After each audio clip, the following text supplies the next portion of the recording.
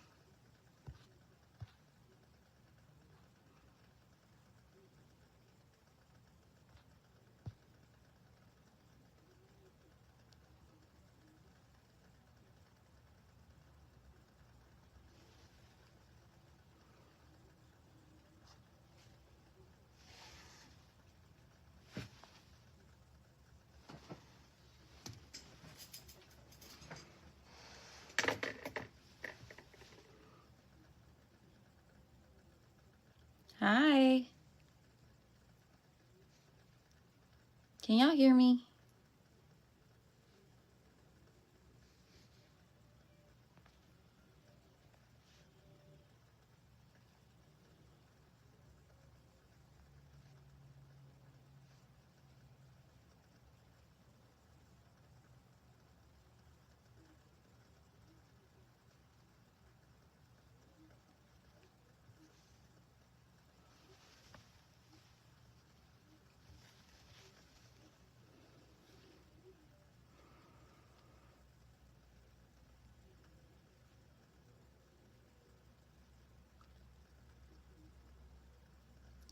Hi, can y'all hear me?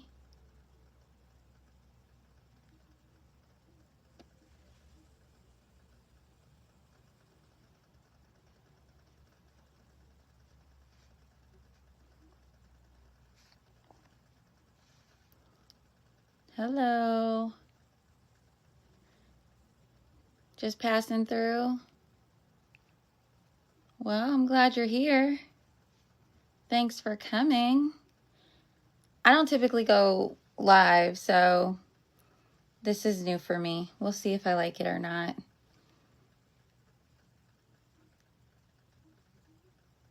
I talk a lot about men on my platform, so I don't know if you've seen any of that.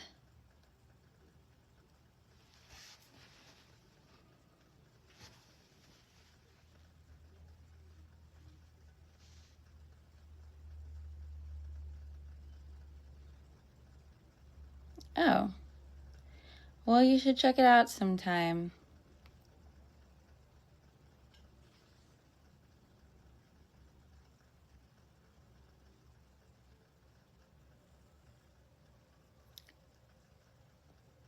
I do. I give women advice, relationship advice, marriage advice, but I kind of also give guys advice on women.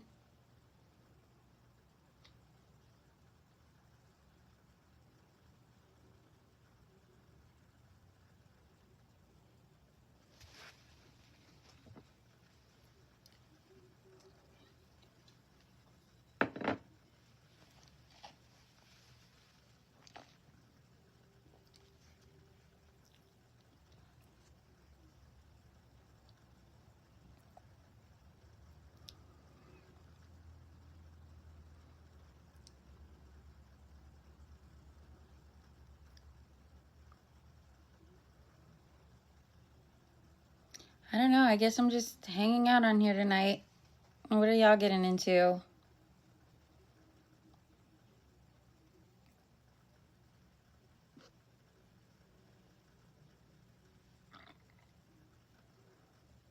Hi.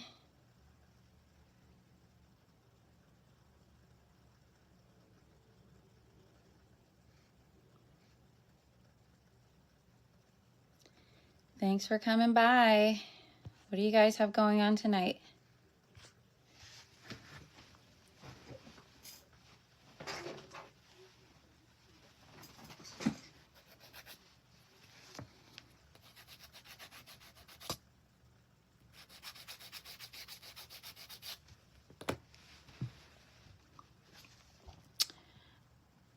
You're grocery shopping for fried fish and asparagus Friday?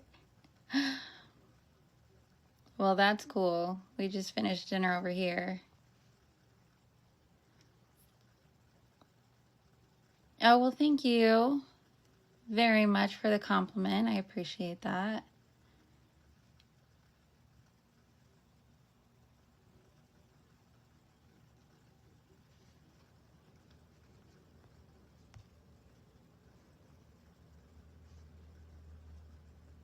Almost 6 where you are? Let's see. It is almost 9 where I am.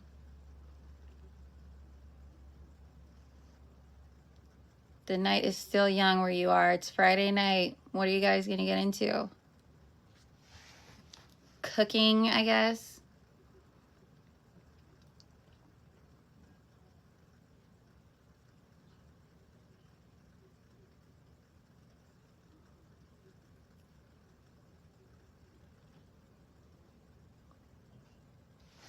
Y'all go on live a lot? This is kind of weird.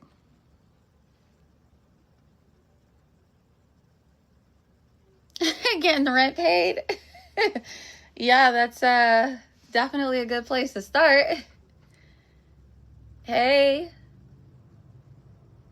Yeah, check out some of the videos. I have my YouTube. I'm gonna start getting that loaded up with some content too. More like long version content. But if y'all have any content you want me to talk about, like I said, it's in the vein of advice for women, but also for men.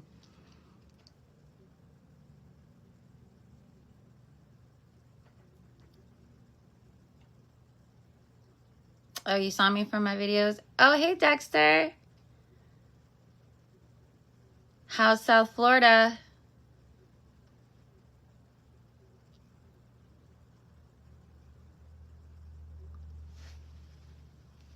I can imagine. It's hot everywhere right now. Oh, thank you. I'm glad you like my videos. I'm trying. I sure am trying. Thank you. I'm going to keep it coming for sure. I wish more married women would speak up about these things. I really do. But, you know, the kitchen gets hot once you start putting it out there. Thank you, Dexter. I really appreciate it. You've been around for a long time. I appreciate all the love. 110 degrees there?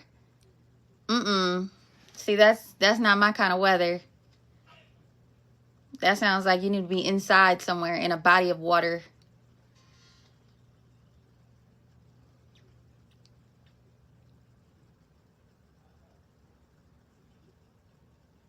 Yeah, that is a lot.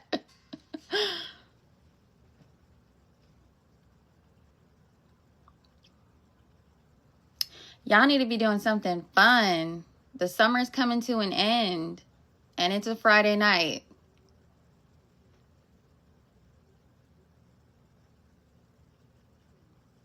Mm-mm. 112 next week is not what's up. Not at all. Stay indoors for sure.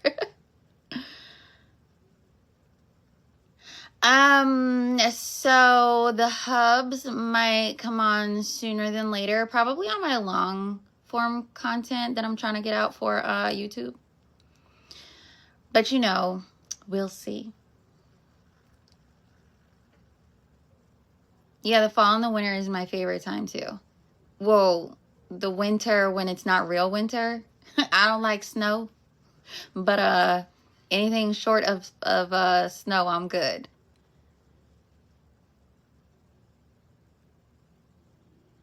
Oh, thank you. Thank you very much.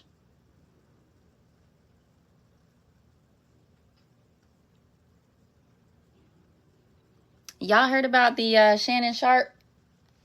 I'm sure you've heard about Shannon Sharp's situation. Very, very unfortunate.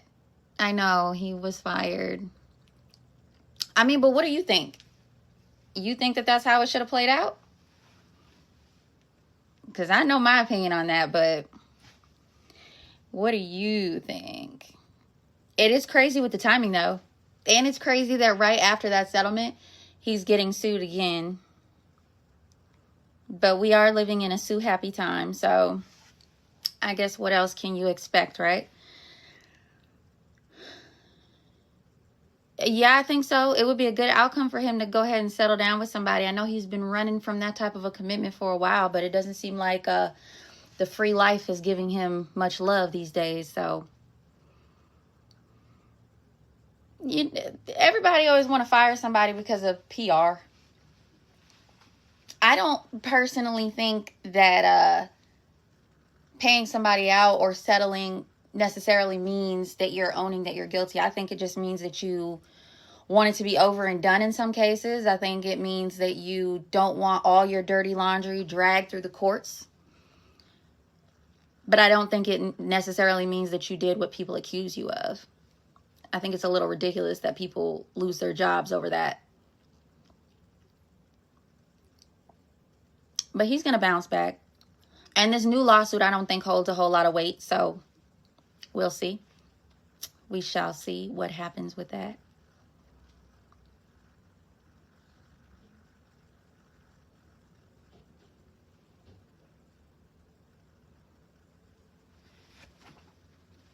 Definitely unfortunate, though.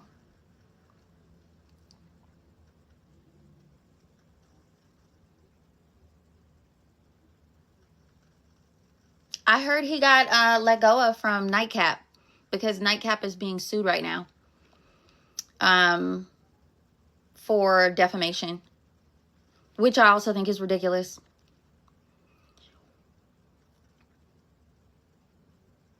But Club Shay Shay, I think, is untouchable. I think that's just him. But it's not just Shannon Sharp. It's Ocho Cinco too, which is also ridiculous because all they did was repeat literally what they saw written about somebody else. So whether that's fact checked or not, it's all, I mean, it's just content.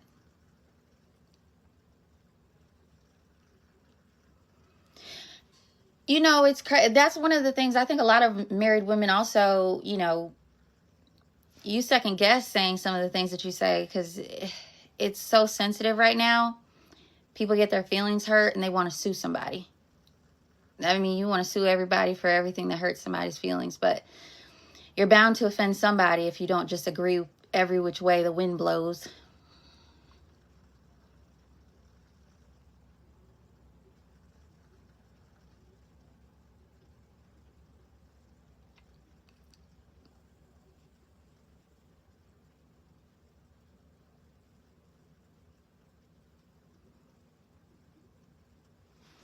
So what else is going on? What else is going on? Yeah, you know what's funny? It's only that way for men. It's only that way for men, and it's only because women are the ones who are coming out and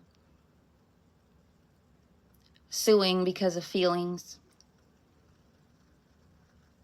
Because when you think about it, you've got Wendy Williams who was out here. I mean, she was just slandering and defaming people left and right. How many times did she get sued? And her show continued, and she wasn't released from that show.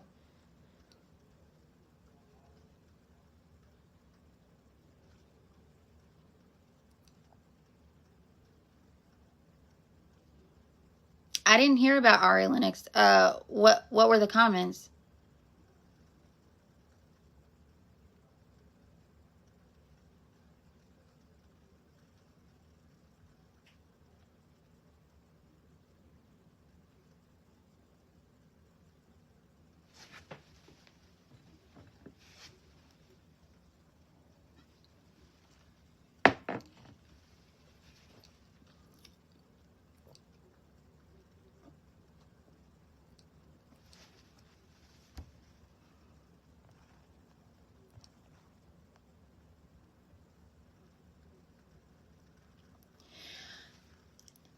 Hey, you know it's crazy. People say a whole lot of stuff. They do. It's like like I said, people are going to get feelings hurt if you say anything that is truly on your mind. But I'm also of the thought that people can change. You can grow, you can change your mind, you can change your opinion. And I think it's also crazy that people aren't allowed to do that. You know, whatever I said when I was 10 years old, should that be able to be held against me? No, but we do that. Specifically, I mean, we do that, I guess, across the board in society today, but it is mostly when you can tear down a man. And no, people aren't perfect. Men and women, people are not perfect. So it's crazy because the hypocrisy where we say that people need to grow, they need to learn, they need to educate themselves, and yet when they do, then we say that they're wrong because of ever believing what they used to think or believe. You know, so you're kind of just damned if you do, damned if you don't, right?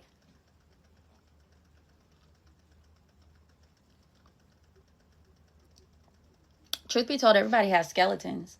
And they may not be deep, but they're just things you don't want other people to know.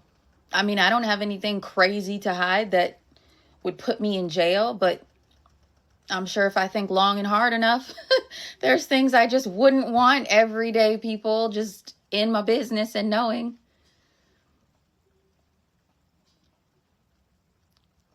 Yeah, people love to throw stones. I think it's one of those things where you should almost have, like, think about all of these women who are suing these athletes and claiming that they're doing things. Like, at some point, these people should be named and we should be able to see their dirty laundry too.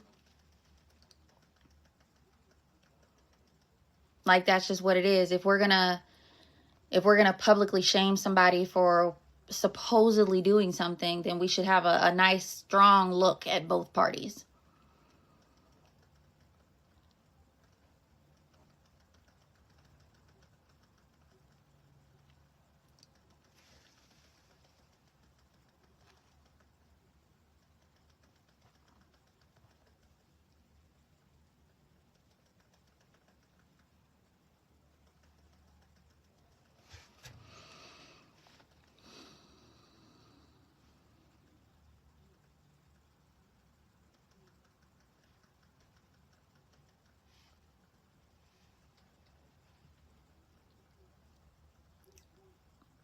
What about the Diddy situation? Y'all been following that? Of course you have. Who hasn't? I don't think you could miss the details if you tried.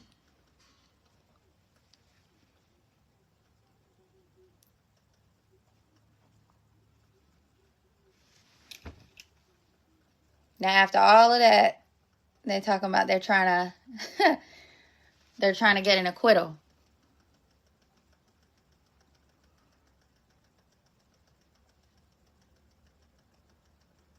Yeah, it was everywhere. Same thing with the R. Kelly case. Literally everywhere. Or the Amber Heard case. Literally everywhere. So I saw this post. Thank you. Glad you like my content. I saw this post of this woman who was kind of like really abrasive. And she was essentially saying that, you know, the problem is that we don't have more women emasculating and tearing men down, making them feel small, making them feel worthless, and how more women need to do that. It kind of felt like a pointless rant. Like, she must have recently gotten her feelings hurt. And so that was her lashing out. But it's crazy because there are so many women that agree with her. Like, you can be having this complete crash out and there will be women not in the situation co-signing, saying it's a good idea. Can you imagine?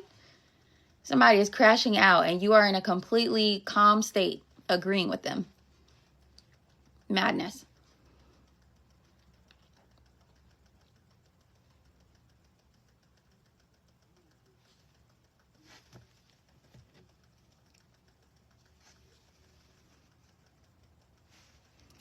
So what kind of topics y'all think I should talk about? Yeah, it's everywhere on TikTok. I mean, it's not hard to come up with. It is not hard at all to come up with stories and clips of the madness because it's literally saturated everywhere.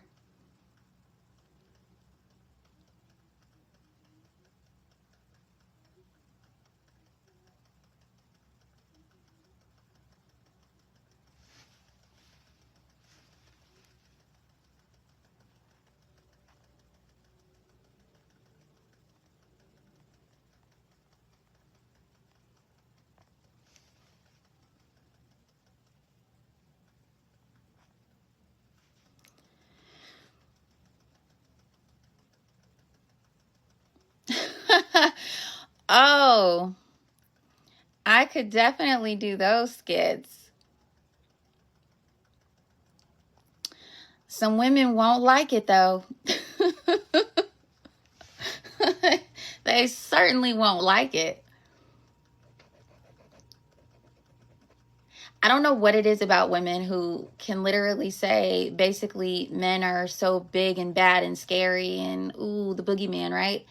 But then they're the first ones to like instigate and to like push those buttons, get into a man's face. Like, you don't. So do you believe that they're dangerous or not? Because they do. They definitely need a crash course in just how to speak to men in general, but also just like how to think, how to be logical. Most of these women out here are so emotional that that's all that you hear. You can barely even understand what they're talking about or what the point is because they're just in their feelings the whole time. I can't imagine being a man. It must be really frustrating to deal with.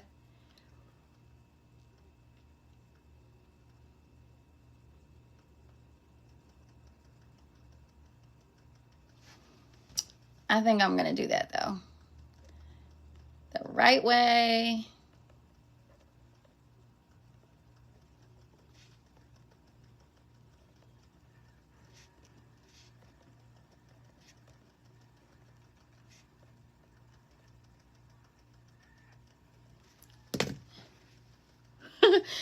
Absolutely. You know what's crazy? A lot of these women who have these types of issues are and I'm just get like a lot of times it's single mothers. And you only know this because they talk about it so much. But it's crazy that you can have children who have all these big feelings and like you're the adult who's supposed to teach them how to regulate that and you can't do it yourself. It is absolutely crazy.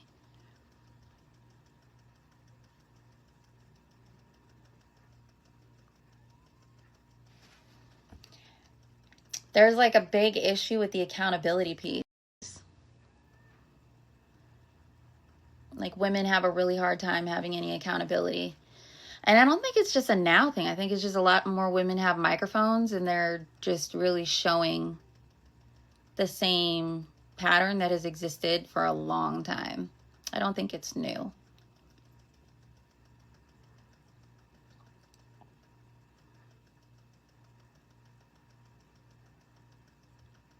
Oh, absolutely. But when you think about a lot of these single mothers, they oftentimes have these types of adult tantrums with their sons. So I think it runs a little deeper than maybe even we look at. It's males in general.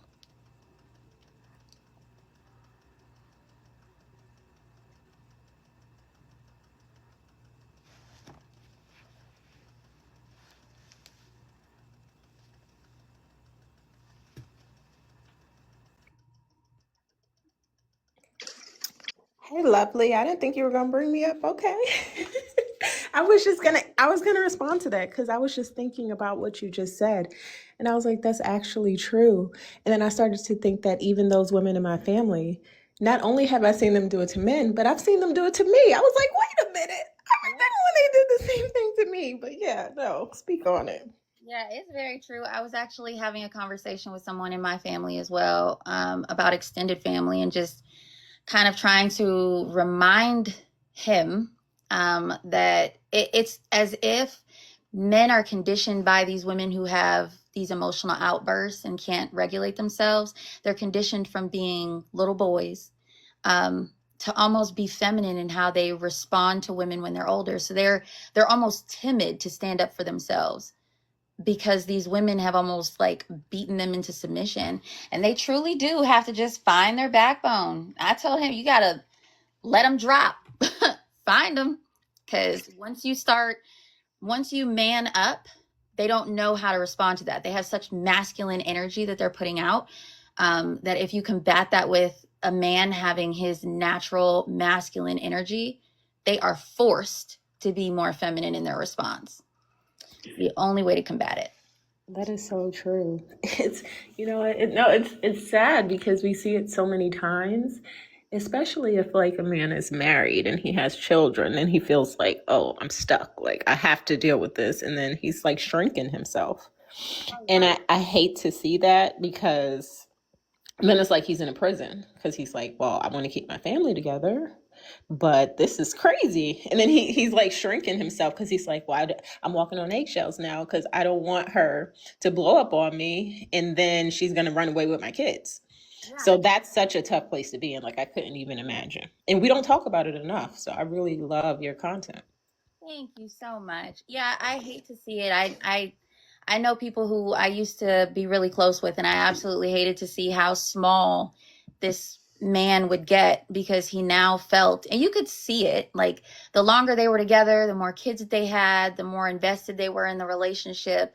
He realized he had that much more to lose. So he almost had to become insignificant in the relationship. And she literally wore the pants, made every decision, ran him. And it was unfortunate to see because it's crushing. What makes it worse is if they do have children and the children are growing up in that dynamic and they're like, oh, this is normal. No, it's not normal. This is not what we want the children to see and normalize. And I'm like, it's so scary. So I could definitely see both sides, but I do meet a lot of women who are, it's like they just can't see men as people. Like they just can't, like they don't have feelings and emotions. It's like, can you see things from his perspective? And they choose not to, and it's scary.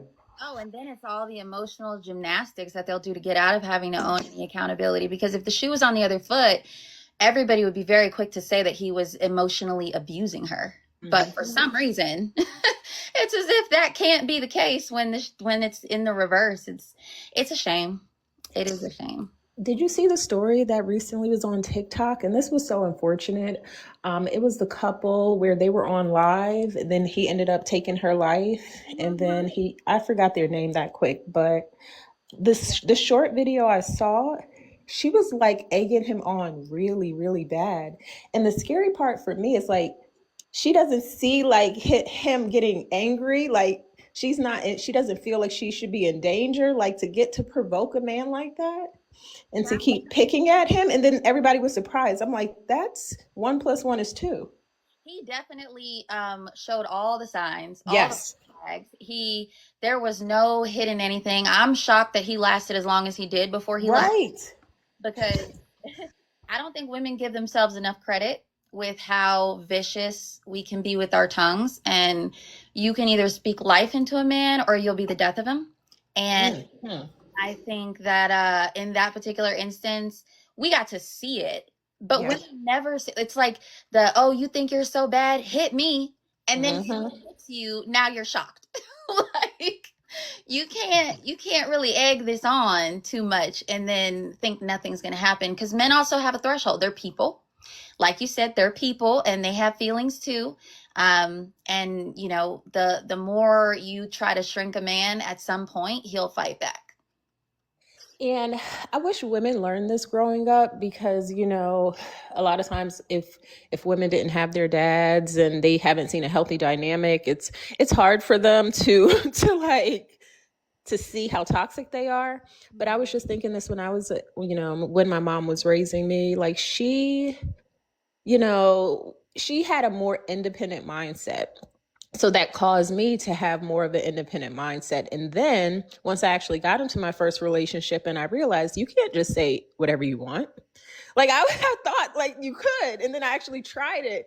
And when he got upset and I saw like him change, I was like, "Oh no, you can't do that." Like, what was I thinking? And I was like, "This is dangerous. It's not smart." As a matter of fact, I don't want to do it again. Like, I don't know why I thought that was okay.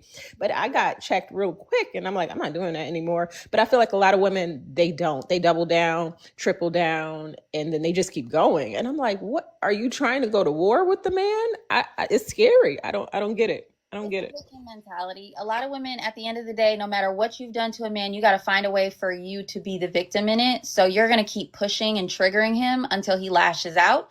Because the moment he lashes out, now it stops being about you and what you did wrong, and it's all focused on what he did wrong. But yeah, it's that accountability piece. I think people think that having a two-parent household is all that matters, but I think the reality is if it's not a healthy situation, then you are raising those children to believe that that type of abuse is not only expected, but it should be tolerated. And that's 100% the wrong message.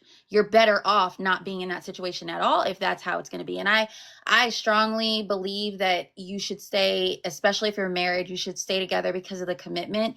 But abuse on either end is one of those things where it's like, listen, you do more damage staying in an abusive, toxic relationship than you do just leaving and trying to show how to be better. Listen, I had a male friend call me earlier and he was like describing how terrible his wife was to him before they divorced. And this is what women don't like, men don't talk about this, right? They don't talk about like the abuse they suffer, physical, mental, emotional. It doesn't even like they just don't talk about it. And then like he felt comfortable enough to tell me what he's been through. And you would never think. I mean, this man was like severely abused by this woman, and he had a child with her. So he was like, I want my daughter. Like I don't I don't care about anything else. And I'm just like, this is so sad because just looking at him, you would never think this man dealt with all of this abuse. And I'm like, men don't talk about it. Like they try to have that face to stay strong, but they are people and they are being abused as well. And women love to come online and talk about how they've been abused, but we never hear like the other side of things. It's wild. Because when a man finally builds up the courage to stand on all 10 toes and say, no, this is wrong, this is what she's been doing to me, it's like society shames them. So they're not, even when you decide to do the right thing and stand up, you're not even allowed to, or you're not believed. And I think we do so much damage not allowing men to have the space and the grace to say, hey, this wrong thing was done and I need to stand up and say something so it doesn't happen to the next person. We only give that microphone to women. And it's not fair, it's not right.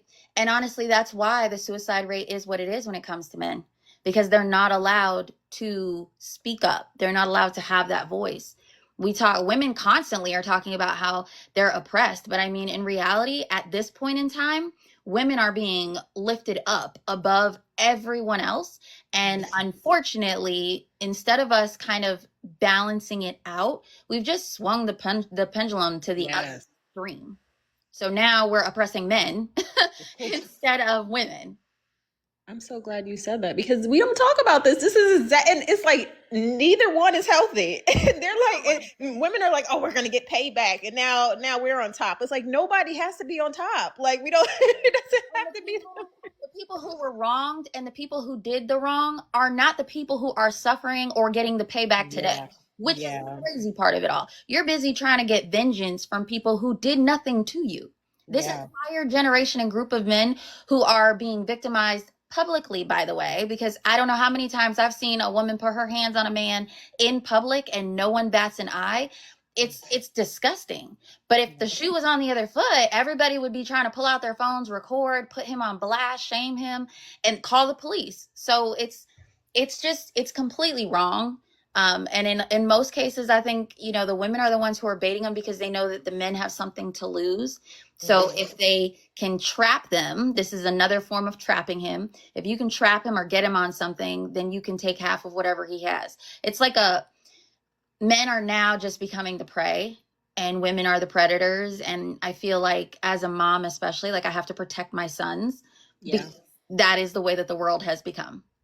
And somebody said a correction was needed, but what actually happened was an overcorrection. Well said. Yeah, at this point, it's not even a correction anymore. I don't even know what to call it, but it's scary. Like because I'm seeing the new generation coming up, and I'm like, I don't know. It's like the morality is so different now. Yeah. I don't know. I don't know. Like, But that's what we need more women, like speaking on it. But definitely I feel like like giving the example of what to do. We know I feel like it's good to tell people what not to do, but then also give them an example of like, hey, do this because this works for the ones that are even willing to listen. yeah, yeah, that's nice. But yeah, I'm definitely good topic there because I think I'm definitely going to touch on that.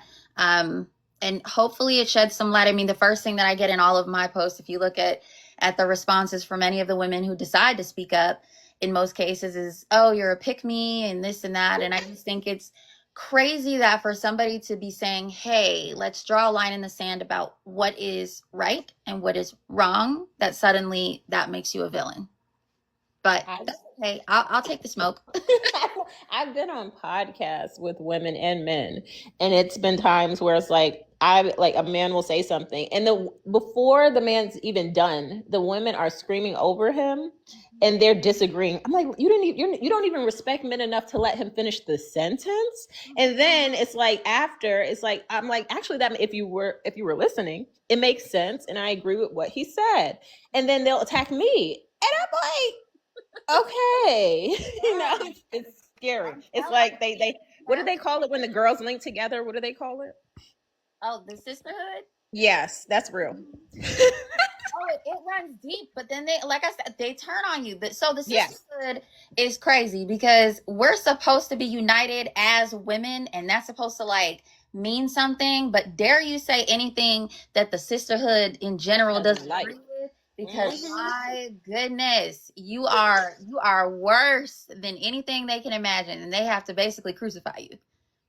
Yeah, and it's when I see all of these women now that are going viral on my feed, I feel like it's just a lot of hate towards men, and I've been like unfollowing people or removing, like saying I don't want to see this content because it's I don't it shouldn't be a gender war.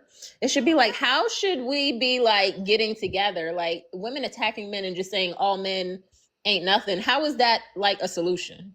Not I think it feels good to you, but that's not a solution. It's like And what? you know what's crazy? So, and that shouldn't even feel good. Here's the thing: Right. anybody who has had relationships has felt like at some point someone of the opposite gender, in most cases, has done you wrong. But why would that be a reason to move forward in life and be toxic? Like, you shouldn't. A good person shouldn't feel good about spewing hate about any group of people. Like, that's the madness to me. The woman who was talking about how we need to be like more mean to men in general just because they exist. She was basically saying that she's tired of seeing all these marriages. Like, what are, where are we going with this? So now marriages are bad. Like, at some point, we have to just recognize that people are just spewing crap out of it has to be rage bait at this point. You're just spewing nonsense. It makes no sense at all to be angry at people for loving each other or making a commitment that has nothing to do with you.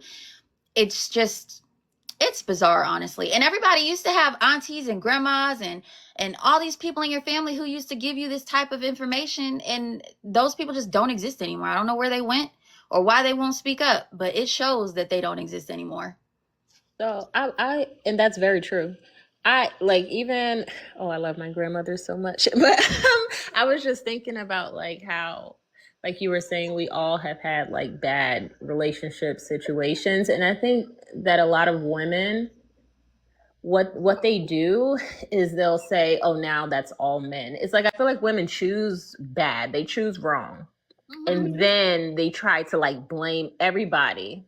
But it's like, honey, if you just take the accountability and grow, then you could have a better relationship. But it's like you can't like have a better relationship until you like be accountable for your mistakes.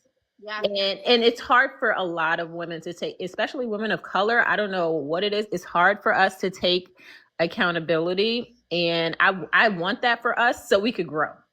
I really do. I really do. I mean, I'm here for it. I'm gonna hope for the best, but I don't know that it's coming anytime soon. I think the problem with it and the reason that so many women are being scorned so early in life is because we're not doing any of the vetting process. We're skipping all the steps and getting right to hopping in the bed. If you would just take 5 minutes and like actually have conversations about where you're going in life, who your people are, introduce you to the family, like you would be able to understand who somebody is. But everybody want to start off as like sneaky links and then wonder why this guy mysteriously has like 3 baby mamas on the side and all these secrets that you didn't know about. Like, at some point you got to own the fact that you chose wrong. Women are choosing too. You're choosing to let people into your body without actually vetting them, into your life without vetting them. Listen, sister. Yes, because I actually, and that used to be me. So, I never want women to feel like I'm speaking like something that I haven't lived. Like that was me. And I remember I was like, no, when I had a really bad relationship, I'm like, wait a minute, let me vet better. And I remember this guy, this is a true story. I'm gonna give you guys a story because oh my goodness. So he basically like he was being kind of spotty with his contacting me. It's like he would go ghost like a few days. And I'm like, I don't like that. So, I called him out. I'm like, hey, let's talk about this because you said you want to build and you want us to be together, but then you disappear for like almost a week at a time. I'm like, nah, that's not going to fly with me. And he's like, no, I promise you on my life, I want us to be together, to get married, to have children. And I'm like, okay, well, I'm so glad you said that because in order for that to happen, you would have to meet my dad. We would have to sit down. We're going to have a whole conversation about this. And actually, like if you want, like I could give him your number or like when are you guys going to talk? Because, you should talk to him. When I tell you the man, he started stuttering, he's like, well, and I'm like, what? And then it's like, and then I'm like, yeah, like if you're serious and you're saying you're serious, you have like a week to contact I was generous. I gave him a whole week.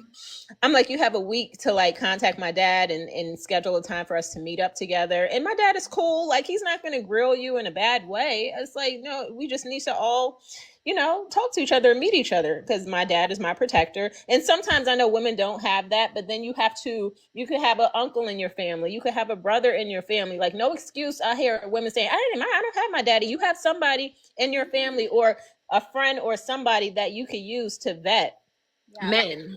Like women are trying to do it on their own. You can't. You need somebody to help you. Men know men, and men need to help you vet men. You don't know men. Let the man help you. Women want to think they know everything. Let a man help you. So once I told him that, and that week came up, girl, he ghosted me, disappeared. Did not hear from him for and I blocked him. I ended up blocking him, and he tried to come back 6 months later. I'm like, sir. He tried to call me from a private number like 6 months later. I'm like, you're blocked. You're done. There's no coming back around here. And that's another thing women do. They let men come back around that they know were no good from the beginning. So many things that women are doing, and then they blame all men. I just wanted to say that. Yeah, they blame all men, and I think in your case, like the biggest thing is that you learned from it, right? Like, yes, this is a thing that happened, but you identify where you could have done something different or what you could have done better, and then you move on. The biggest issue is that women keep repeating the same mistake over and over because they never want to say, what did I do wrong? What of this situation can I control so that I can have a different outcome? They just keep dating the same guy with a different face, expecting he's going to be different. If a guy has 5 baby mamas and he talks crap about all these baby mamas and he don't do right by none of them, what makes you think you're going to come along and be a wife all of a sudden and he's going to treat you like a princess? We have to sometimes just see the red flags for what they are, believe them, and carry on. Like, why women feel like we have to save everybody and change everybody, I don't understand. But a man is going to change when he's ready to change, not because of a woman came along. I feel like women, they have like the savior complex. It's like I could change them. Yes. Everybody has a little bit of that J-Lo complex in them. They want to, you think you're going to take everybody and save everybody and change everybody into a Prince Charming, and it's just not the reality. But like you said, they choose the same person over and over with like just in a different body, and then they're like all men. I'm like, no, you literally chose the last 6 men had the exact same red flags. It's not all men; it's all the men you chose. And you're probably finding them in the same place. If you're going to that club, setting men up, what do you expect?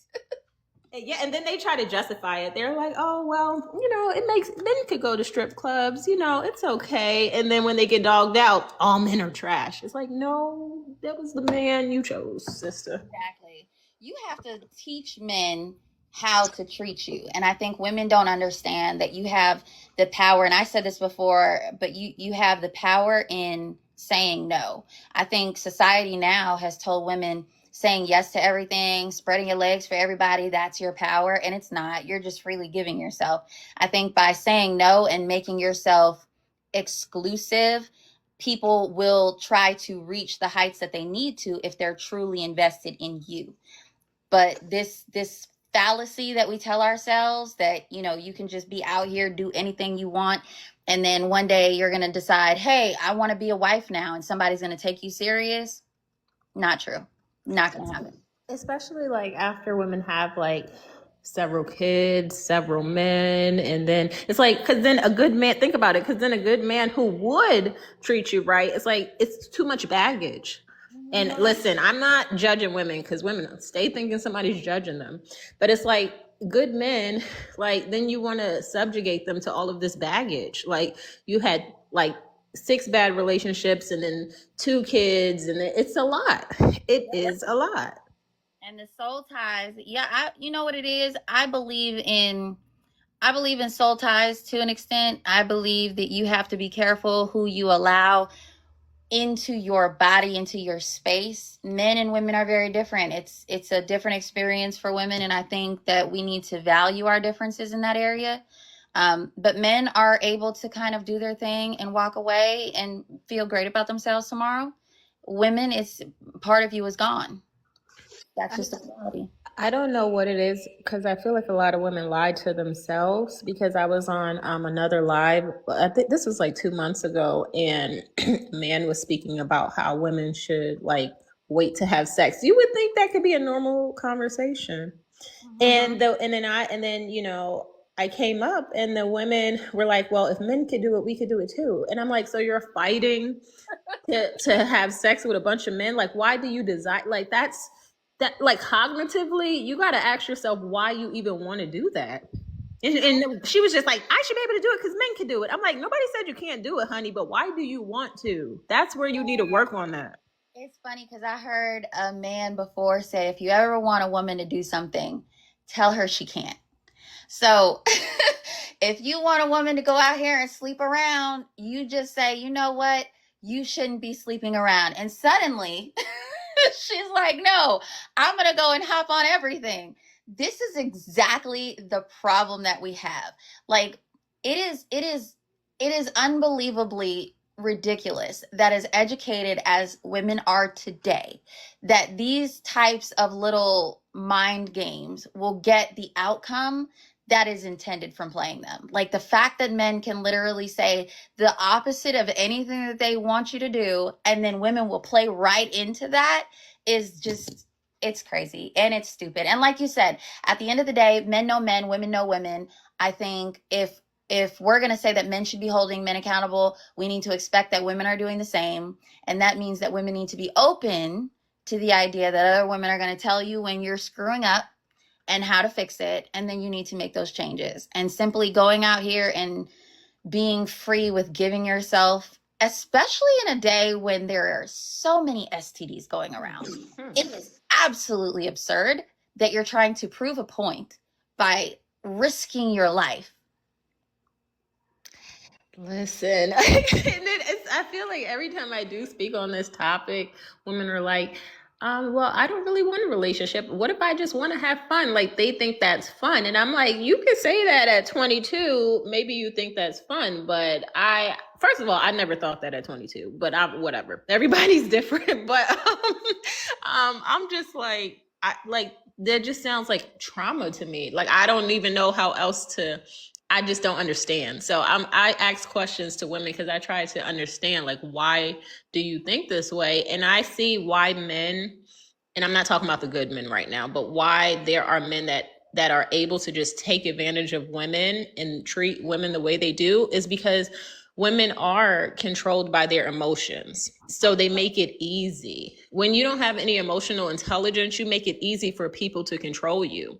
And I had a friend like that. We're no longer friends, but this is when I was in college. And I saw how easy like men could control her just by making her feel like giving her compliments, and then she's just so easy to just give herself. And I'm like, is this like just is that easy? And then like to her, she didn't even see it like that. And I'm just like, honey, like these men, and then she thought she was so smart because she's educated, but it's like women can't have all the education in the world and just not have any intelligence. I'm like, I don't understand how you think you're so smart, but you're letting all these men take advantage of you and control you based off your emotions, and you don't even realize it. Common sense isn't common. Oh God. Apparently. It's scary. And I only talk about it because I want to help, not to judge her. I'm like, I want to help you, girl, because you're not getting the results that you want. And then think about it. A good man doesn't want a woman that any man could just easily take advantage of, control, and have sex with. No good man would want a woman like that. But yeah, they're not trying to hear it. Women only think about what they want, but they don't ever think about what the man that they want wants.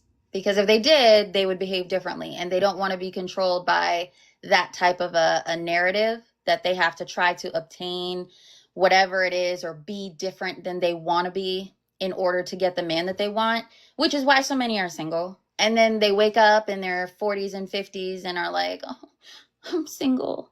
None of these men are around anymore. Yeah, it's kind of what happens. You lowered your stock by going around and literally having fun for a couple decades, and now those men that you turned your nose up at, the good men who weren't fun at the time or didn't have enough money at the time, they're gone. They're taken. What are the ways that you think we could like help the women of this generation coming up? Like the ones that actually will listen? Like, what do you think we could do?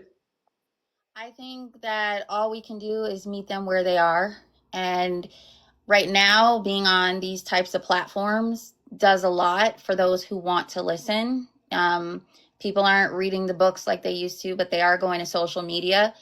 So unfortunately, you kind of got to be okay with taking all the smoke that comes with it, because the vast majority who say anything are not going to be okay with it. But, that's what comes with the territory. There's a woman, I'm not sure if you saw this one, but she just went viral. So I saw this video yesterday, and she's like, she looks like she's in her early 20s. Did you see? Yeah, she's into fitness, and then she's like, women who don't, what did she say? They don't deserve relationship. Tell me your thoughts on that video, because it was so interesting and it got so much hate. What do you think about the video? Oh, everybody's auntie suddenly came front row, figured out how to work their camera, and wanted to tell her about her. So here's the thing. The reality is a good man deserves a good woman, period. A good woman deserves a good man. And I wouldn't see a slob, couch surfing with no job, lazy man as a good man. Just like men are not going to see a lazy, out of shape, just, bad attitude woman as a good woman. If we're going to say that you should be your best self, you have to expect that that is going to be where the bar is. I don't think there was anything wrong with that young lady saying what she said. I think people stopped listening after they heard her say anything that sounded like she was speaking on your physical state. And then suddenly everybody came in talking about how it's not so easy for everybody to be in shape, and, how we need to give grace for people with medical issues and yada, yada, yada. That's not who she was talking about. She's talking about the everyday person everyday woman who's out here in the dating world, you should be trying to stay physically fit. You should be keeping yourself up. You should be in touch with yourself spiritually. You should be, trying to educate yourself. That is what a good man deserves. Yeah, like I definitely understand her message. As you know, I love the gym, so I'm in that gym, at least at least 3 to 4 times a week. So I understand. Now her delivery though, that's the thing where I'm still like, I mean, no, because I get it, and I was thinking like, how would I have said it? I'm still pondering how I would say it, because I like saying things in love, the truth in love, and I know sometimes we have to be direct with people though, because it's like they don't listen, and then you don't want to baby them. Because I definitely, understand, but I'm like, I would have said it a little differently. I would have said it just a little bit differently because I'm all about like the fruits of the spirit. I love being patient, kind, gentle, loving with people. So it's really you got to have a balance with how you say things, but at the same time, you can't sugarcoat things, and you got to tell people the truth. So I'm still trying to balance that out myself with how to relate things. I think for her though, like, again, she looks like she's in her early 20s, and for her generation, she said it exactly how they need to hear it. Plenty of people have come along, myself included, trying to say these things with a nice tone and a good delivery and trying to be gentle for those who are going to feel sensitively about it. Sometimes you need the abrupt truth to be a wake up call. I don't know how many more of these 600-pound life situations we're going to watch where people are literally killing themselves with food. But at this point in time, some people probably heard her message and had a wake up call. And if that's what it took, great. If it disrupted your peace, if you don't feel good after hearing that, then the message was probably for you. And if it didn't feel good, then change what you can change so you don't care about that messaging. Feel you. I do. Like I think with this new generation, I'm gonna make some content talking about health. But I really want to talk about emotional intelligence because I just think that is what it is. Like a lot of women, they do what they feel. So they do everything based on their emotions. It's like I'm not gonna go to the gym because I don't feel like it.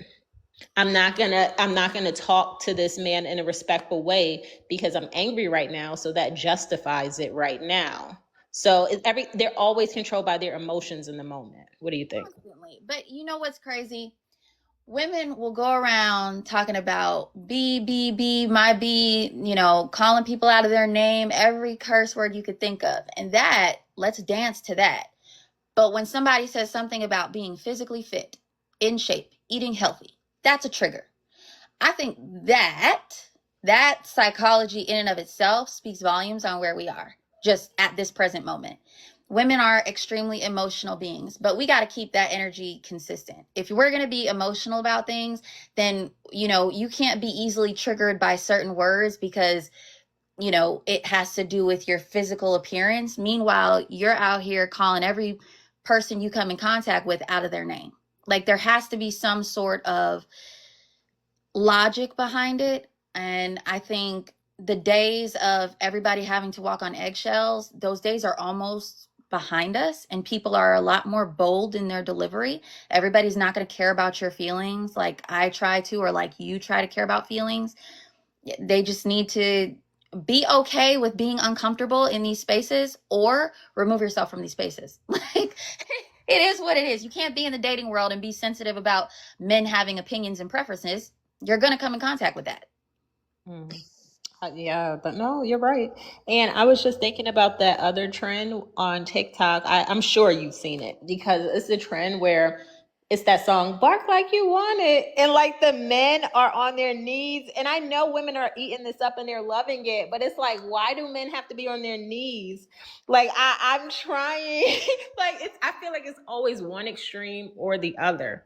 Like it should just be a healthy, two healthy people. Like it shouldn't be where one person is going to be. Like, I don't know. Tell me what you think about that trend, because yeah. There's always a power play, and I hate anything. Well, hate's a strong word.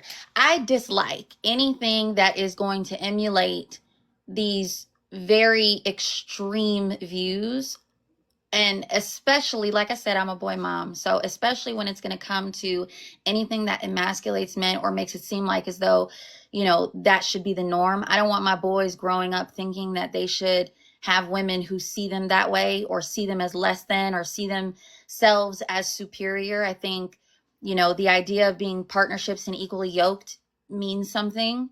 Um, and it's unfortunate that everything has to become a trend right now because it kind of takes away some of the validity behind these conversations. But I just, I think that we need to figure out how to find balance. I'm big on balance. My relationship has to have balance. I think of, how would somebody else, how would my husband feel if, he was in my shoes? How do I want to be spoken to? And people don't do that anymore. It's disappointing. Can you I've seen your videos for a while. I've been following you for a while, but I don't remember if I've seen a video of you talking about this yet. Like, did you ever make a video talking about like how you met your husband and like how you guys met? Because I would love to hear it. I think I did some time ago, but yeah, my husband and I met. Actually, we both had some pretty terrible breakups. Um, and so we had both kind of given up on the dating world, and I decided to throw myself into fitness, which is probably like a regular girl response to a bad breakup. And he was working at the gym at the time. He was working on his master's, and we met there, but he actually tried to talk to my friend. Um, and they never actually ended up connecting. So he and I just kind of built a friendship from there. And I used to go to the gym while he was working overnight, and I would just be there. We would be playing games, and I would be helping him with like folding towels at the front desk and just hanging out. Um, and at some point, we decided to try dating and said, okay, well, we're going to try dating every day for 30 days and make a decision. Like, we both were done with trying this. Like, is it going to work? Is it not going to work? And 2 weeks into the everyday dating, we went on one of our dates, and I said to him, I don't know how long it's going to take you to figure this out, but it only took me 2 weeks. So, is this going to be a thing or not? And he was like, well, I mean, if I got to choose, I guess, it was cool. But, I'm going to go ahead and just go on about my business. And I was like, yeah, I hope that felt good to get out. Now let's sit back down and figure this out. And we ended up kind of just deciding for it to work out from there. He got hurt really bad in his relationship prior to me, so I kind of already knew that the reason he was running from that happening again. Um, and so it was a good decision, but he needed to kind of see that I was willing to fight for it. And yeah, from then we've been inseparable, literally. So beautiful. That's what we need. We need more real life, beautiful testimonies because we don't see it enough. And like there are so many happily married women out here. And I know them in my real life and they're never on social media. They're not. Every woman that has had like a bad date or a bad relationship, they're so loud online. And and I even myself like I had a bad relationship, but that I'm taking accountability. It's like I chose wrong. And it's okay for women to be like, I chose wrong. Like it's not every man's fault. It's like that particular man, he was hurt from a past relationship and he was not ready.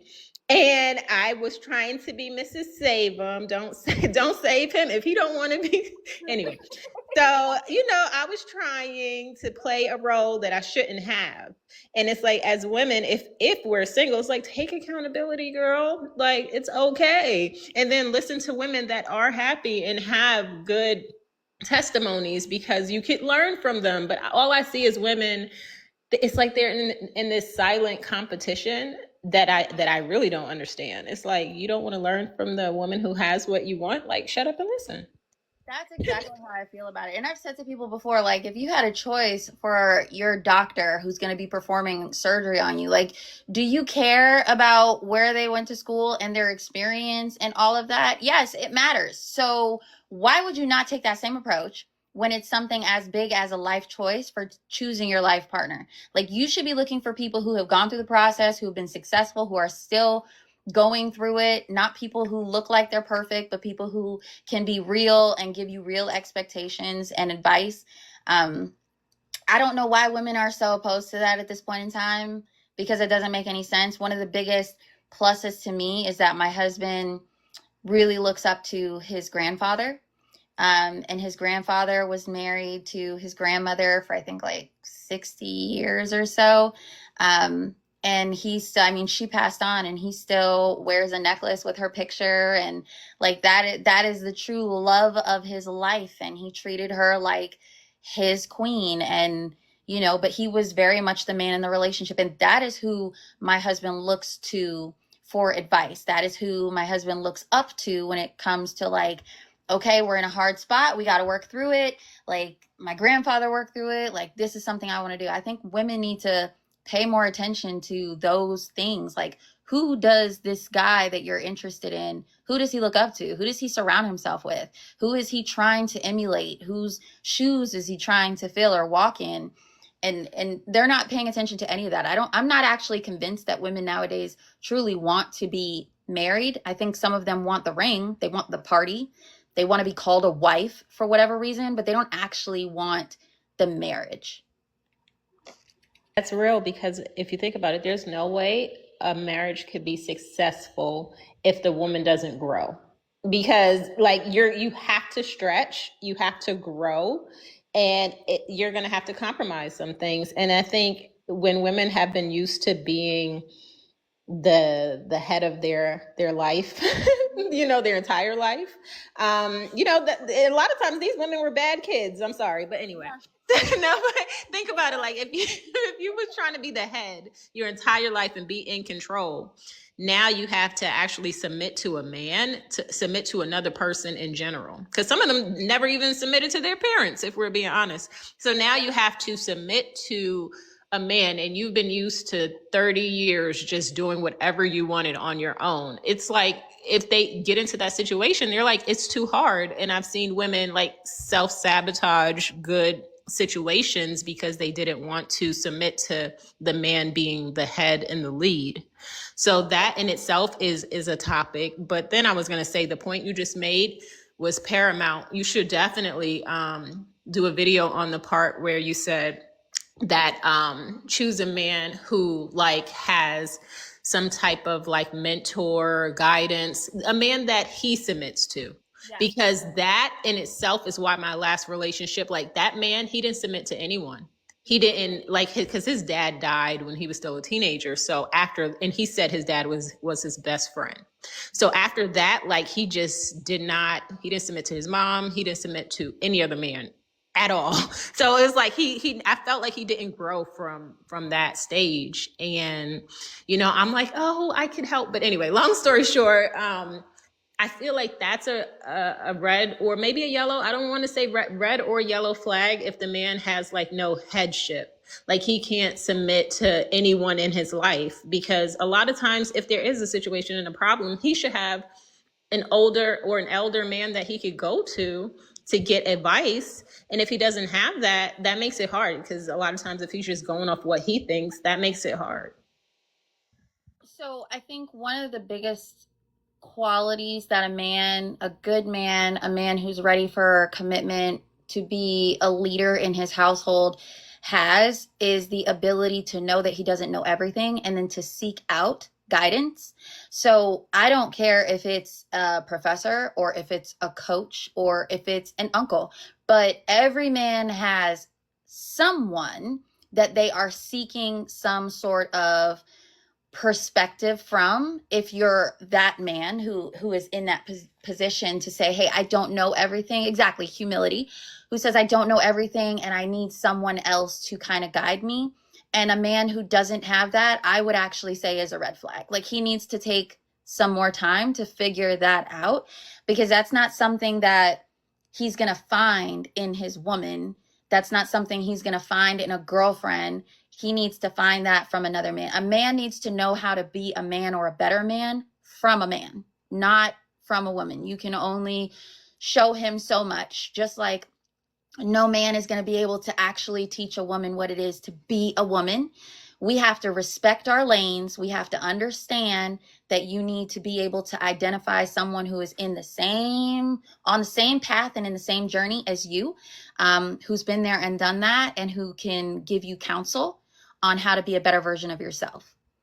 And if you're not seeking that person out, then you should have them already. And if you don't have them already and you're not seeking them out, then you need to be by yourself until you do get to a point where you figure it out. You're preaching, okay? You're preaching, because I literally, exactly what you said, I said that to him, and then we, I'm like, therapy, something. He was like, no, I'm not doing anything. I don't have to submit to anybody. Nobody could tell me about my life. I know myself. And I'm just like, ooh, this is just not gonna work, honey. And then he's like, I'm the man, you submit to me. I'm like, yeah, but you don't have any guidance. You don't have any men that have wisdom to help you. And I'm not saying you're wrong, but you need that. And he just refused. Like, his pride and ego was so big, it took over the whole relationship. And I was like, I'm gonna love you from a distance, because I can't do it. But after that, I wasn't like, oh, all men. It's like, no. It's just like right, it was just him. So I love that you said that. Wait, and another point you just made, dang, I think I forgot what I was about to say, was good too, because it was about something you just said. Oh, I hate when that happens. But no, you're making I remember now. It was the point where, I was saying to women, I said this before and I got attacked. So I was trying to bring it back up. Oh my God, what was it? You just said it.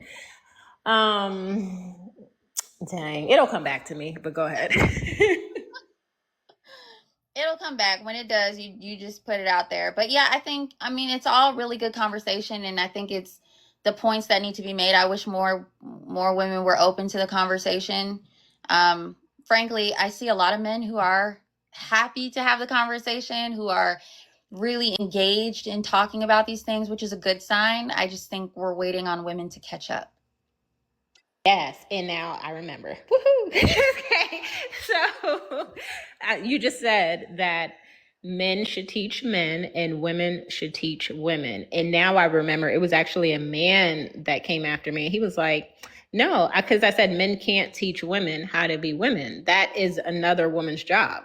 And he attacked me. He was like, no, I could teach my woman to be the woman I want.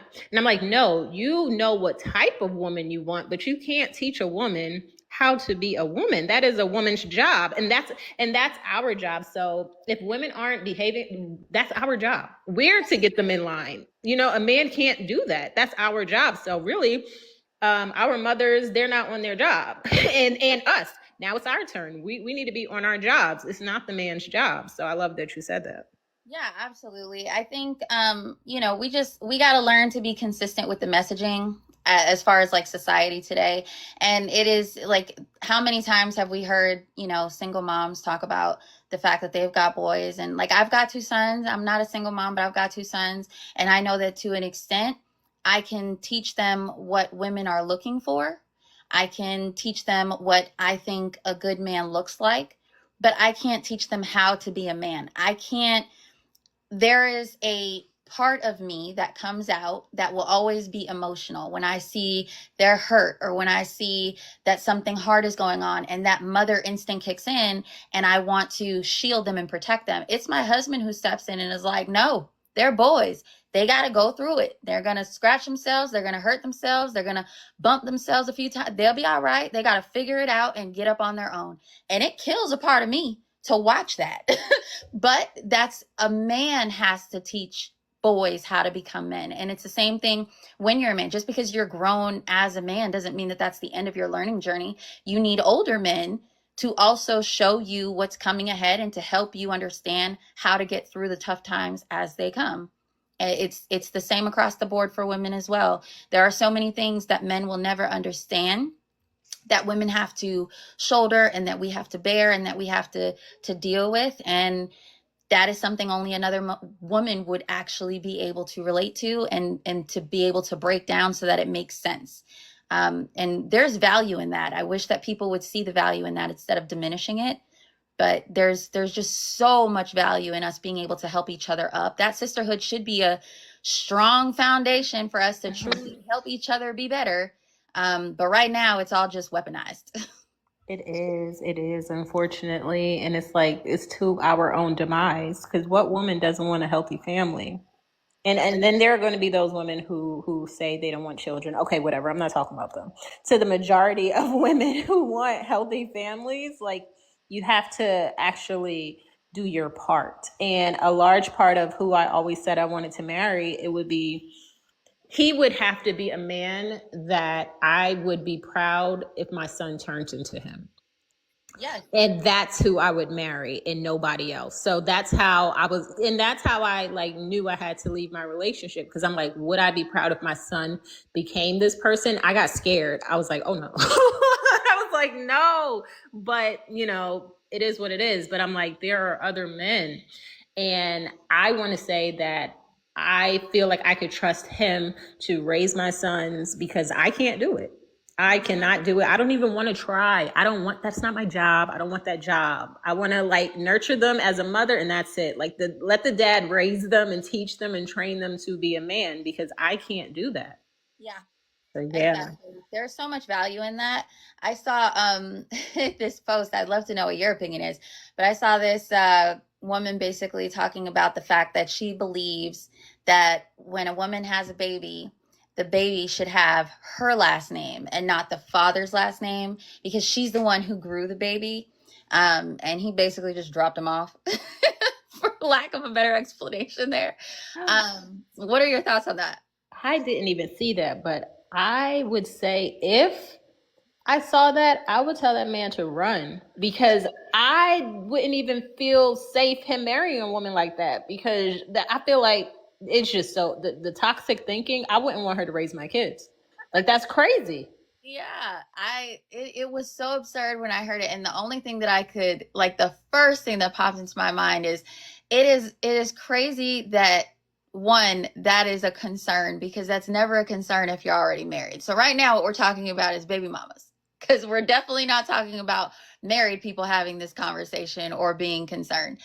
But the other part of it is it's crazy that women are allowing themselves to be impregnated by men who you are actively against. Like, you are already conditioning yourself before a baby even gets here to come up with reasons why this man is meaningless, isn't contributing enough.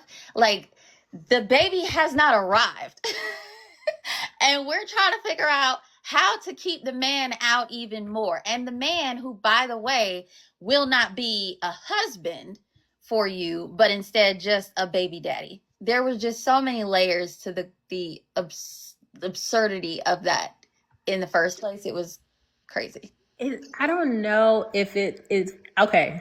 Okay, I was gonna say, I don't know if this is the way they were nurtured, because why do so many women love victimhood? Like, they have to be the victim. Like, it can't just be normal. Like, in any situation, like that woman, she doesn't feel comfortable unless she is the victim in the scenario. And they do this in their friend groups too. Like, they have to be the victim. I saw the girls on here, they were arguing because a girl wore a nice dress on the other girl's birthday. And she was like, why would you wear that on my birthday? I'm like, are you guys 2 years old? I'm so like, they have to address. I'm like, you guys have to be the victim so bad. And yes, they do. Yes, Kev, they lack so much accountability. And then when you try to tell them, hey, because you have to do what their parents didn't do, unfortunately. So now you're trying to re-educate them, like, hey, that's not healthy behavior. What you're doing is toxic. You're not a victim. You know how many times I've said to women, you're not a victim, honey. You're not. They get so mad. It's like, I'm trying to help you. Like, people will avoid you like the plague. Good men will avoid you like the plague because you think you're the victim. And he didn't even do anything. Maybe he came home and he didn't say hello because he had a lot on his mind. Girl, you're not the victim. Just say hello to him first. Oh my God. Yeah. Well, you know what? I actually think it's interesting that women post these things, because I think for men out here who are in the dating world, those are just such valuable nuggets of information. I think for a man to be able to see that that's how you treat your quote unquote friends, That's a massive red flag, and he should avoid women like that, like by any means necessary. But it's crazy that women think that they can put that out there and that men are not seeing it and are not going to be concerned and are not going to be smart enough to objectively say, if this is how you would treat people and how you think of people who you're supposed to be close to, probably not going to be great as a partner. Like, women just continue to expose themselves. There's this guy, and it was on Threads, and he was like posting, what is it? They call it a thought, whatever. So he was posting like where the thoughts at, right? And then all of these women were like saying how ignorant he was. And then you go to some of their pages, right? And there, or you see some of their comments to other men, and they're like leaving lusty comments to like men with their shirt off and saying, "Oh, you so sexy."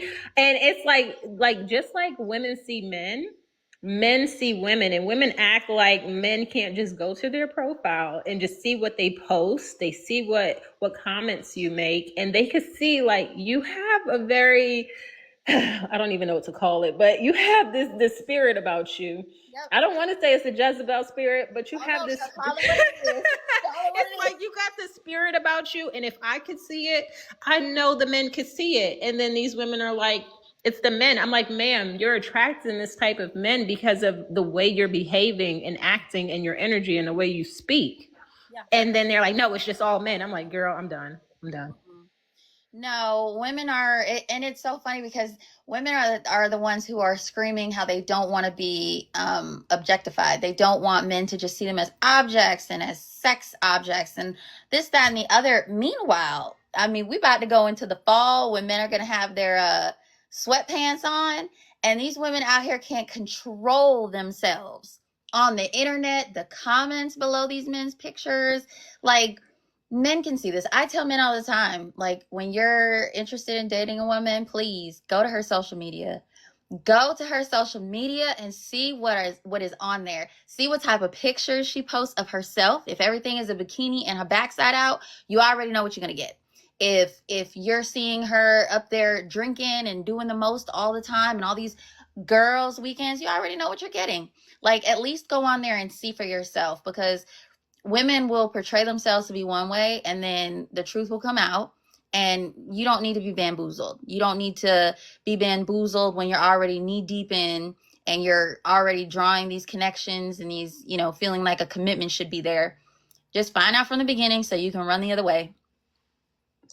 And society has changed so much. So yes, we could say that society's changed where both genders have definitely changed, but I feel like there are a lot of people that still have very like traditional values and mindsets. And the only way you're going to attract a person like that is if you're that type of person. Like, I see women saying they want this type of man, but they're not, you have to be it. Like, they're not, but it's like they don't get that part.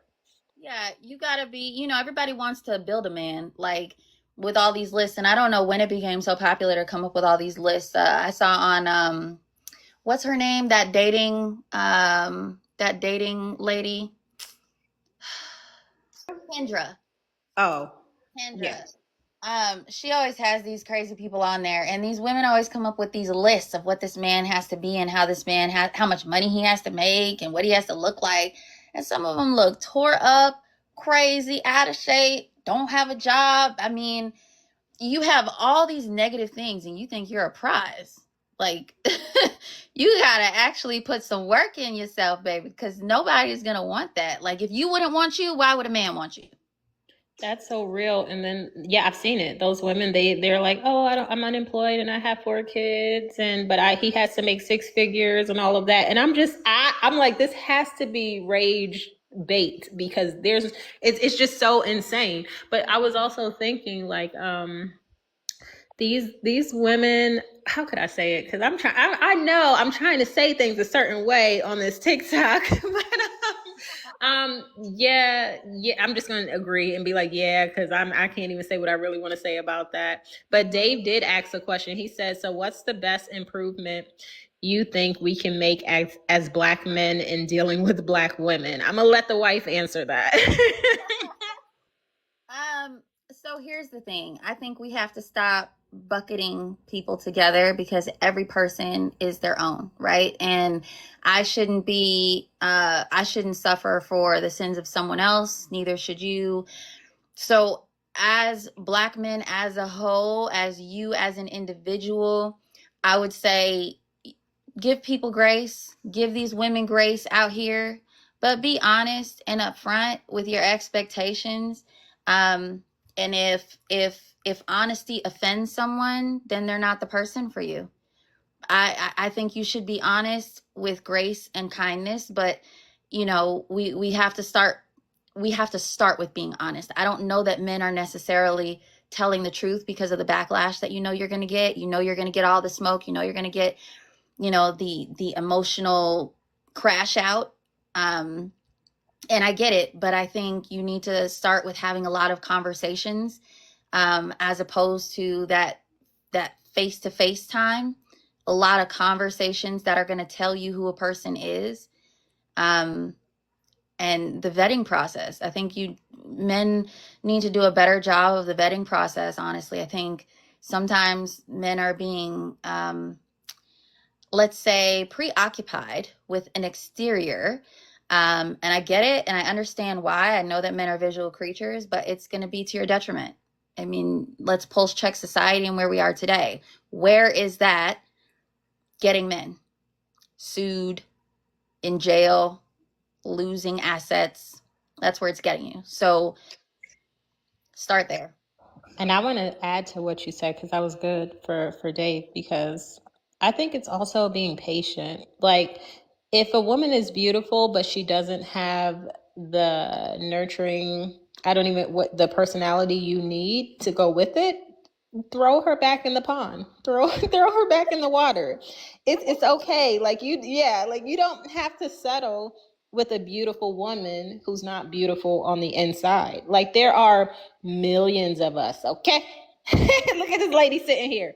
Okay, there are she's already married, but I'm just saying.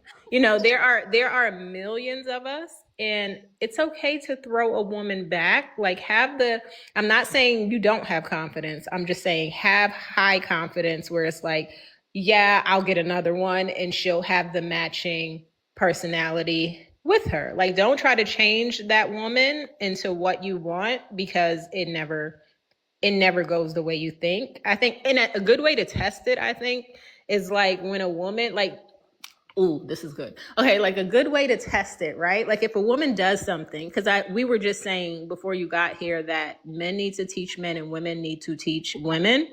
So a good way to test that is like, who is her mentor? Like, who's her guidance? Who does she go to? And if like there was something that she said or did that you didn't like and you addressed it with her, like, is she dismissive? Like, look at how she responds. Look at her response is what I'm saying. Like, is she dismissive to what you're saying? Like, does she dismiss your feelings? Because that in itself is a red flag. Like, a woman that's not like, let me think about that. You know what? Let me actually listen to what you have to say. Like, if her spirit and energy is like to dismiss you, cut you off, and like she doesn't care about what you think and say, that should be like, don't go further. Like, there's nowhere to go from there. So it's like, she's cute, but throw her back in the pond. Like, Yeah. honestly. Yeah. Release her back. And here's the thing. I think, just to add on to what you were saying, like, men hold the control. They hold the power. I don't think that men understand how much control and power they have. But at the end of the day, that whole pick me thing is real because men have to pick the women. You have to know that. You have to understand your value, and all that you contribute and you bring to the table. And I know that table conversation is triggering for a lot of women, but if that conversation is triggering for the one you're talking to, that's probably a red flag. If you have these conversations and she can't actually understand your perspective, or if she doesn't care to understand your perspective, like, sometimes I think men just need to see her for who she is when she shows you, believe her, and keep it moving. I think we spend too much time being patient. It doesn't take all that. A woman is going to be who she is, or she's going to fool you until she gets what she wants, and then she's going to leave. Why would you want to put yourself through that? Well said. I agree 100%. And I really wanted to ask you what you thought about this whole Shannon Sharp thing because that's what's viral right now. So I want to know what you think about that situation. It was, yeah. What do you think about that?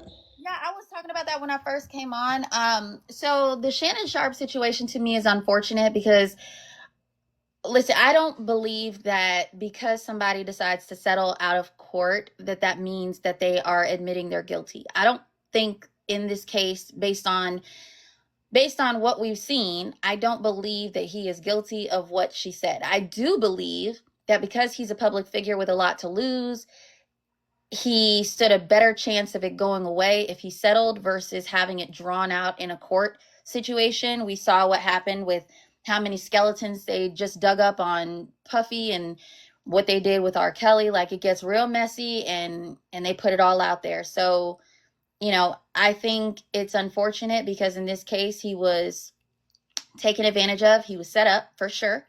I also think that, he's now being sued again. So he just settled, and he and Ocho Cinco are being sued for comments that were made about a report with the Usher incident um, on their feed.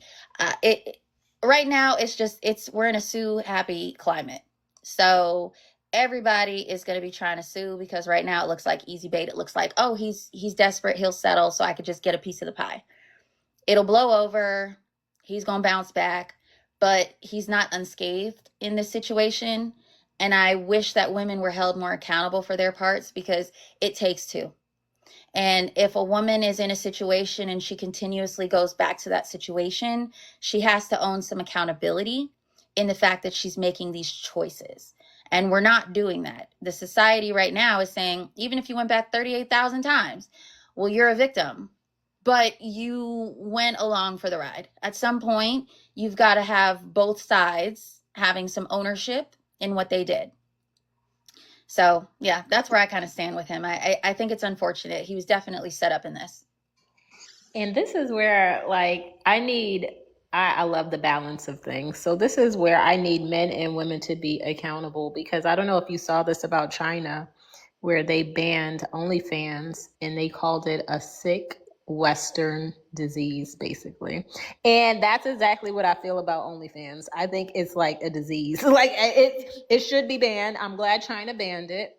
America, catch on. But anyway, like I need so this is tough because that situation was so sad, but it's like OnlyFans people, I think men need to also, they got to control their lust because it makes it so you are so susceptible to these type of things if you don't.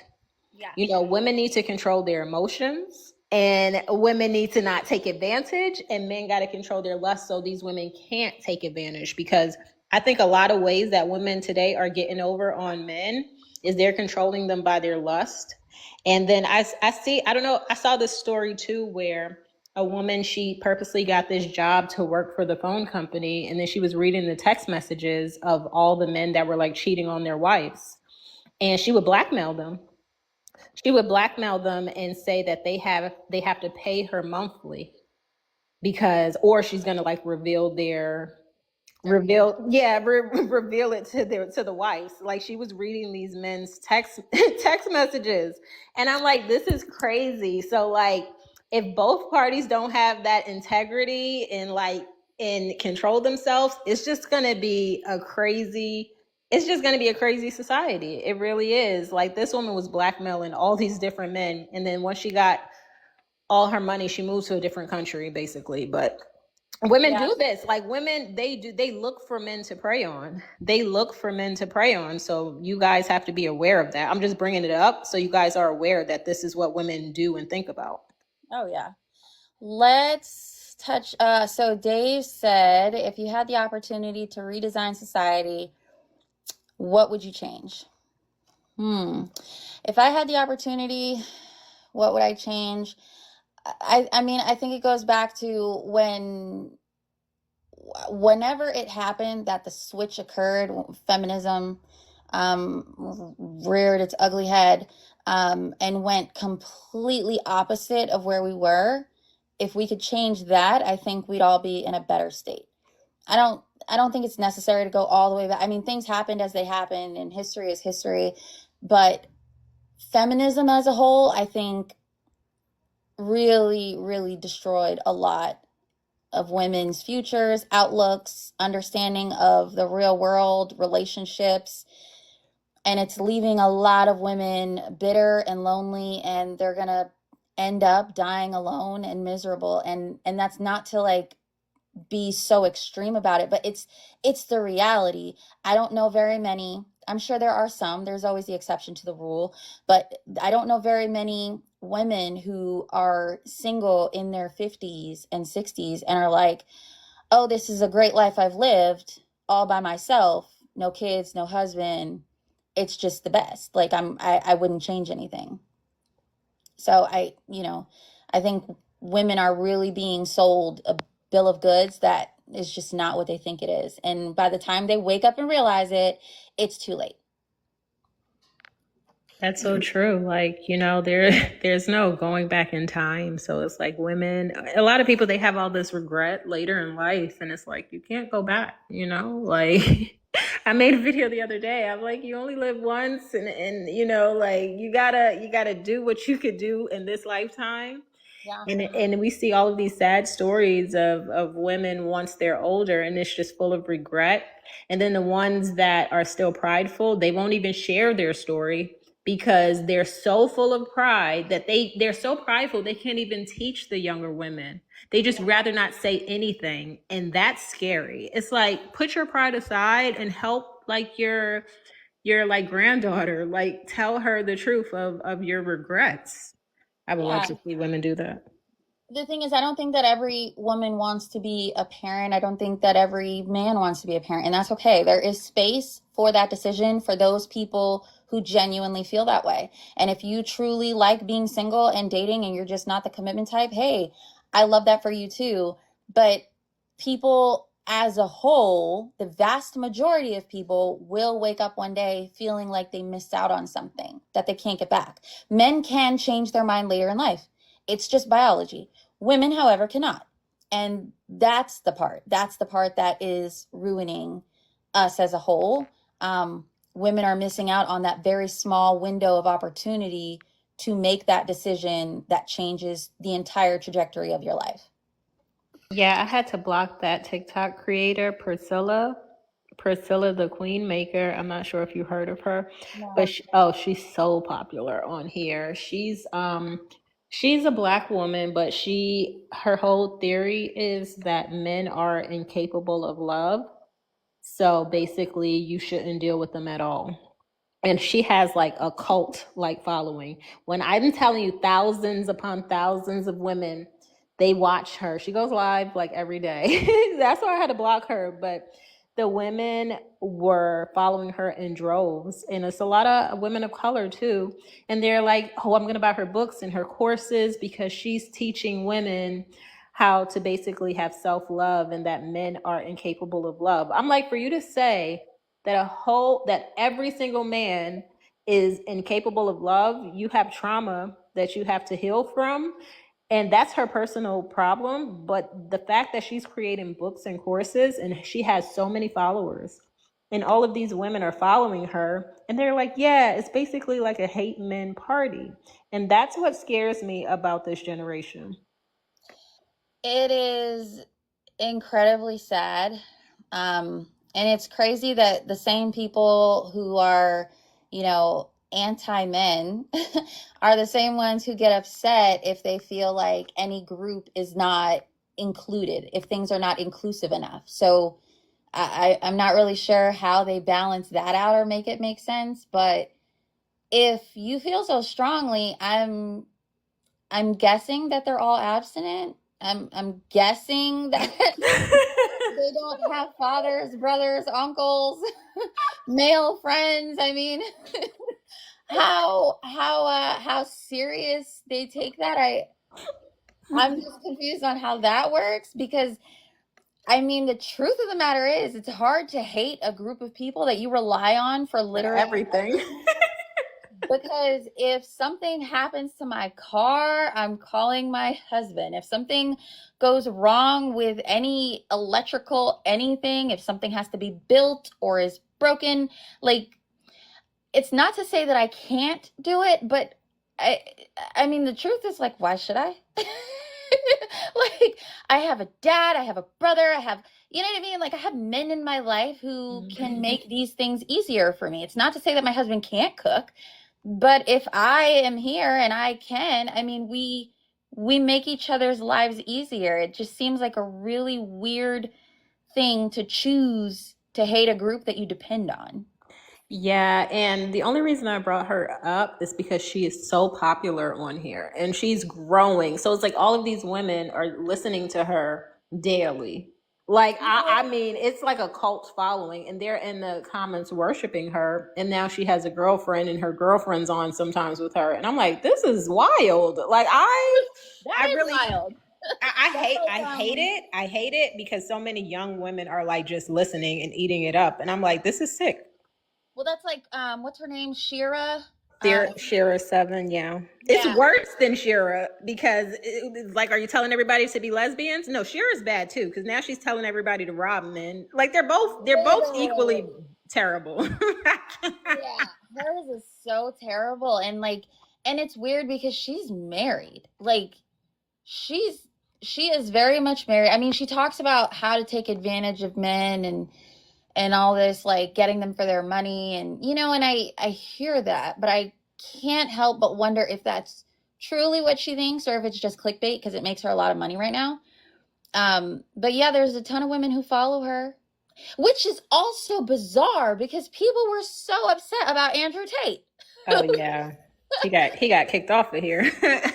Samuels, Andrew Tate, like, so the exact opposite of like the men who are, and not even the opposite because they weren't saying how to take advantage of women. They were really speaking more towards the traditional views, but like, that is a problem. That is offensive. That is crazy. But then you have all of these hate men, women that we're supposed to follow and is okay.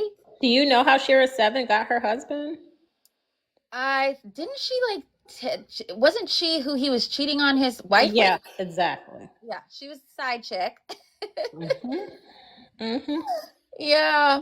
Yeah. Yeah. Yeah, you know. So I mean, just to follow somebody like that and think you're gonna get like a good harvest, that's scary. Like women gotta be more logical with their thinking. Like I know, like they think like that's the solution, but that's why we need women like you to come online and say, hey, no, I have a real solution, a healthy solution, because this is not going to get you the long term results that you want. You may get a bag today, but that's not going to be a healthy family. Dave wanted to ask you, what does emotional safety look like for you in this day and age? He's asking all the questions. Right? Okay, Dave. So I mean, I can just speak for my relationship and for me and my husband. Um, like it's a safe place between us. There is no low or no moment that he could ever tell me about or feel that I would ever throw back at him, and vice versa. In a marriage, I don't believe that there should be secrets. I think everybody has their own thoughts, and that's okay. But I should be able, like a best friend, to confide in my partner and know that that's never going to be used against me. I think too many women today take those vulnerable moments in their relationship and they weaponize it. And so men have learned not to share or be vulnerable or to expose themselves because they never know when it's going to come back. So emotional safety for me means that you should be creating a safe place, just like you should be looking for a safe place. And the idea is that you should be married to someone who you see as your best friend. That's well said. And then Matt was talking about it's not a competition. Yeah, like I want to be his safe space, but I want to be able to be like him to be mine as well. You know what I mean? Like I want us to be able to be that for each other. And Yeah. that's you need that, the balance of both, So yeah. Exactly. I think a lot of women go wrong when they decide that their safe place is their friends, their friend group, their girls, when it should be your husband if you're married. Um, and I think a lot of men have to confide in other men when it comes to certain things because, again, their wives are not a safe place for them. Um, but yeah, I think we should do a better job in trying to make sure that we are being that and that we are giving that to someone that we care about. If you ladies don't know how to do it, get you a mentor, get you some Yeah. discipleship, get somebody to teach you. Because all I hear is women saying, I don't know, I didn't learn, blah, blah, blah, blah, blah, blah. Okay, well, you can learn how to do everything else. You You take know, courses for everything. You will pay mhm, TikTokers and you take their course. Like yeah, you can learn anything if you really want to. And that needs to be the start for a lot of us. So yeah. yeah, absolutely. And Matt, you're right. Friends are the worst for women in a relationship. Um, Single friends keep friends single. And as a married person, I don't hang out with or I wouldn't want my husband hanging out with, but he already doesn't, a bunch of singletons either. And that's because the space that they're in is just not conducive to a healthy relationship. It's just, I mean, it's just facts. People get all upset about that, but I'm not saying that you can't be friends with people who are singles. I'm saying that there has to be boundaries and there are places that my friends will go that I won't go. There are things that my friends will do together and I will sit that out out of respect for my relationship. Because if the shoe was on the other foot, I wouldn't want my husband to put himself in that situation either. Love that. And I love hearing from you. Like, I hope one of these days you and your husband do a video together. That would be so dope. But I do love hearing from you because you give great advice and you're living it. So I think more women need Thank to see you. that example. And I'm here for it. I'm here for it, girl. Thank you. Thank you. What do you fear most in your relationship and where does that come from? Um, I'm gonna be honest. What I fear most in my relationship is the day when we are no longer together, and that's because one of us is gone. Um, and that's because, like I said, I truly did marry my best friend. Um, and I can't imagine life without him in it the same way you couldn't imagine life without your best friends in it. You know what I mean? Um, I hope that we have a really long lasting life together. And hopefully when we go out together. but I think that's honestly the biggest fear that I have in being in love is that it will at some point end. Mm, Yeah, that's beautiful. Now that's when you know you have a good relationship, right? Matt asked you a question too.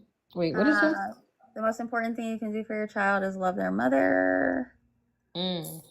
because your father didn't set the standard and your mother didn't show you how to love and honor him. You know what's crazy? Um, I think it is a cop out when people say that they don't know how to be in a relationship because they didn't have one as an example from their parents. Um, I think it's a cop out because you are who you choose to be when you become an adult. There are a lot of things that you didn't have somebody show you how to do and you figured it out. It takes us making a decision and it takes, us putting an effort. People say things like, oh, we grew apart. No, you chose to grow apart. You allowed space in your relationship. That's a choice. Just like it's a choice to be a better partner or to try to grow with your partner. Um, all of it. We got to take some accountability. Like and like I was saying earlier, like women they have to be willing to grow. Like Mhm. a single woman is not the same as a married woman. Like it's a transition period. Of course, you should be a wife before you're married, but there are things that you don't know. Yeah. Yeah. So it's like you have to be willing to learn those things and to compromise with certain things in the way you do things. Like when I was in a relationship, I had to learn. He told me, like, I don't like you going to the store at 9 o'clock at night. And I was like, at first, I was like, because I've been doing it when I was single. But then I was like, no, that actually makes sense because he's like trying to protect me. And he's like, he doesn't feel it's safe for me to go to the store alone at 9, 10 o'clock at night. And I was like, you know what, you're right. I'm going to stop doing that because that makes sense. Like, he's not trying to control me. He's trying to protect me. And women that's a way that you transition and you grow and learn. And women have to be willing to do that. Yeah, you can't protect anything that you have no control over. And my husband is my protector, but to that same point, like if I gotta go someplace, my husband is like, okay, where do you need me to take you? I don't drive 90% of the time, and it's not because I can't drive, it's because that's what my husband saw his grandfather doing with his grandmother, and that's what he does. That's part of how he um, learn to be a man, and what that looks like to him. And that is something that was foreign to me because, again, my parents were not together for most of my childhood years. And so I had to be okay with being uncomfortable to allow him the space to be who he is, and to be the man that he thought he should be.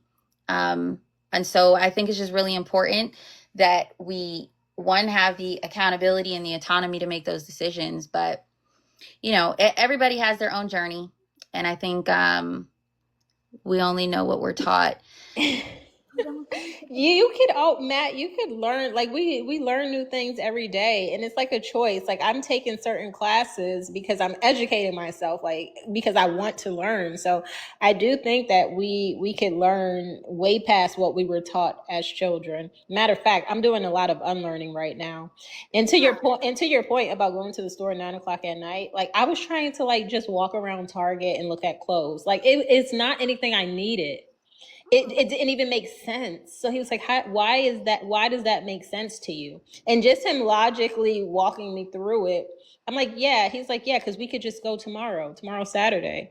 And I'm like, we can. Like, I don't have to go 9:30 to Target for nothing at all. Like, like, so that's a real thing. But yeah, Matt, no, we can learn anything.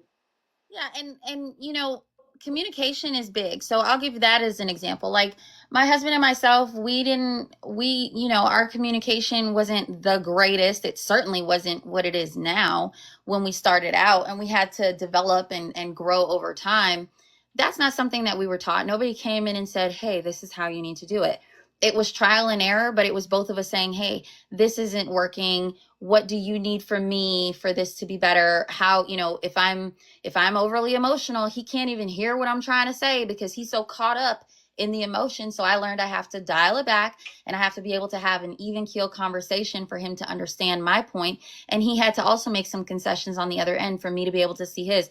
It's the effort that you put in to trying to be different. It's not that someone comes in and teaches you. If we are going to say that we can't do anything until someone teaches us, we're going to forever be stuck.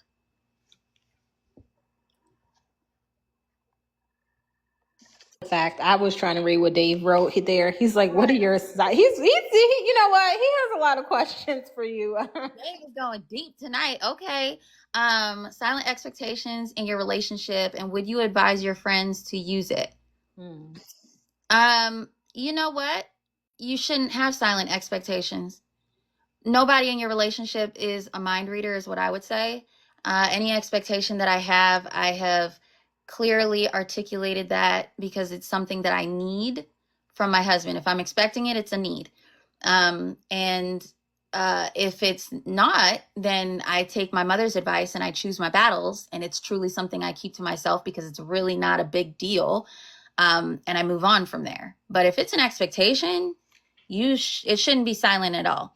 And I definitely advise that all my friends take that note. Yeah, because I was confused at first when he said, like, silent. I'm like, silent? No, no, no, no, no. We have to be extra vocal, okay? We need to over. We got to over explain because there's no way you can expect a man to read your mind or a woman to read your mind. Like it's just not going to be successful. And I had a relationship like that in the past where the man is like, it's supposed to be like that. Like that's how my last relationship was. And I'm like, well, you have to like, you got to talk to me about what you like and what you want. Yeah. And then he would always be like, why do I have to say this? And I'm like, so I know, you know, like because I'm not in your brain. That's why. yeah, so yeah, communication is key, okay, and crucial. Yes, Matt. See, Matt, you could have been up here and given your side because I know you have a lot to say down there. Right? Yeah, listening is key. I think, the key to listening is that you have to listen to understand, not to respond. And if both parties are doing that, then you've got magic.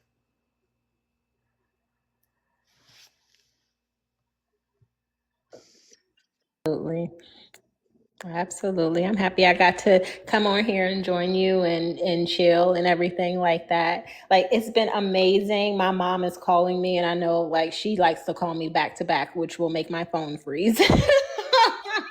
Well, go handle that. Thank you for coming on. We will Yes. definitely have to do it again. I would love to come back because, like I said, you have great content, and I can't wait to see these skits because we need them, girl. Okay, like I feel like you could be like in the beginning of the wrong way to talk to your husband. You'll be like yelling at him, like you're so stupid. Like why? And then because that's what women do, and then they normalize this, and it's like that's not how you speak to anybody, especially not a man you claim to love. Okay, period. That's weird, but. Anyway, I can't wait. I'm going to be looking for your videos because I do support. I appreciate that, and I'll get those up soon. But definitely next time you're on, we'll definitely have to connect again. So have a good night, though. Thanks for having me. Of course. Bye, everybody. I wish I could stay, but listen, my mom she's one of those. If you don't answer, I'm going to keep calling because what's wrong? And she's like overbearing. But anyway, peace, guys. Have a good night. Bye. So how do you give and receive forgiveness? Well, I would say as far as giving and receiving forgiveness, um, honestly, I do it a few times and then I'm done.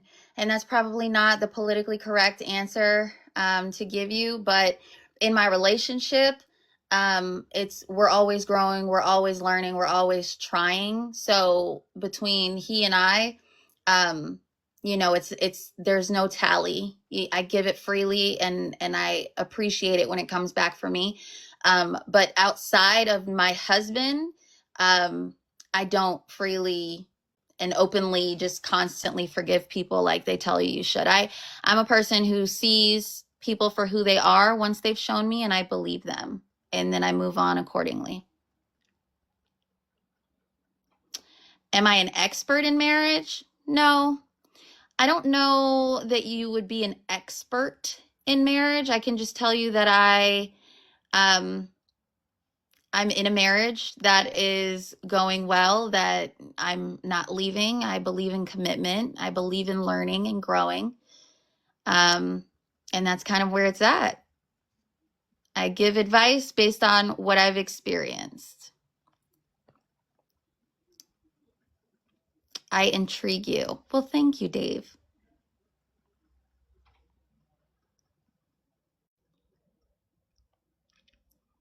True, you can't have love without forgiveness.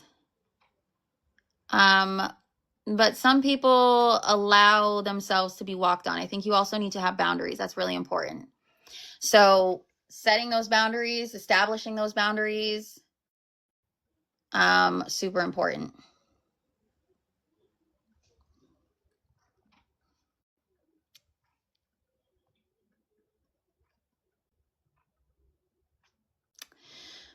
All right, guys. Yeah, you got to stay away from conditional love. Um, for sure. That's, probably not going to lead you down a long-term commitment. Um, but I would love to continue this conversation. I don't know, maybe I should come on more regularly. This is really the first time, but I think I'll come back tomorrow. Maybe you guys will be on and come hang out with me. but I'm going to call it a night. Oh, thank you, Deuce. I will definitely come back. I don't know, maybe 9:30? Is 9:30 good? Yeah, Dave, what's up? Last question.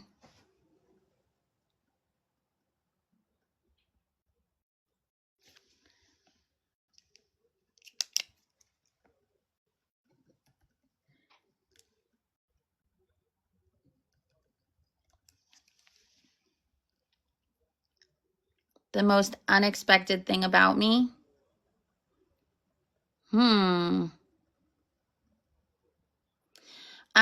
Probably what I was just saying. I have the ability to